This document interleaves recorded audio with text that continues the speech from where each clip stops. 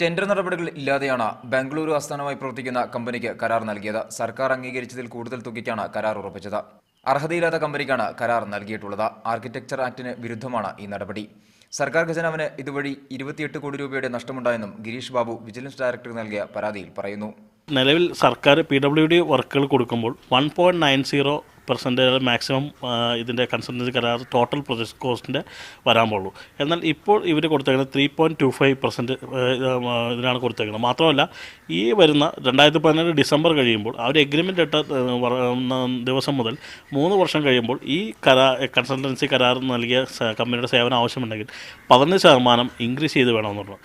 മുൻമന്ത്രിമാരായ VK Ibrahim കുഞ്ഞ്, VS Shivakumar, പൊതുമരാമത്ത് വകുപ്പ് മുൻ principal secretary TO Sooraj, chief engineer M Pannamma, മുൻ സൂപ്രണ്ടിംഗ് എഞ്ചിനീയർ KV ഉണ്ണിയവരു, മുൻ executive engineer Sabu K Philip, consultancy നേടിയ ആർക്കിമെട്രിക് സ്ഥാപനത്തിന്റെ ചെയർമാൻ ഭവാനി ശങ്കർ ചെറുകുറി, സച്ചിൻ സത്യപാൽ എന്നിവർക്കെതിരെയാണ് പരാതി. വിജിലൻസിന് പുറമെ പൊതുമരാമത്ത് വകുപ്പ് മന്ത്രി G സുധാകരനും പരാതി നൽകിയിട്ടുണ്ട്. വയനാട് കോട്ടത്തറ വില്ലേജിലെ മടക്കിമലയിൽ ചന്ദ്രപ്രഭ ട്രസ്റ്റ് സൗജന്യമായി നൽകിയ 50 ഏക്കർ സ്ഥലത്താണ് മെഡിക്കൽ കോളേജ് നിർമ്മിക്കുന്നത്. മനേഷ് മൂർത്തി, മീഡിയ 1, വയനാട്.